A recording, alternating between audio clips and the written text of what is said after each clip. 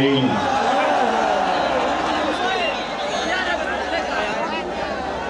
मैं सबसे पहले मेरे जंग के बादशाह शहरियों, सबसे पहले मैंने कभी किसी जलसे में इतनी तादाद में अपनी बहनों को नहीं देखा जितना आज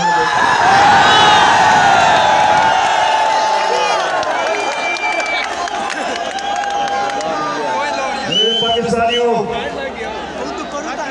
मेरे सामने मेरा मुल्क तब्दील होता जा रहा है,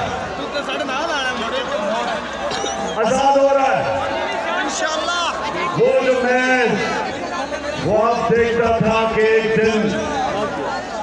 हम इसको कायदे आज़म का पाकिस्तान बनाएंगे, वो मुझे पहली दफा जब से अमेरिकी साजिश के तहत यहाँ के मीर जाफर और मीर सादिक ने मिलकर नोटों को खरीद के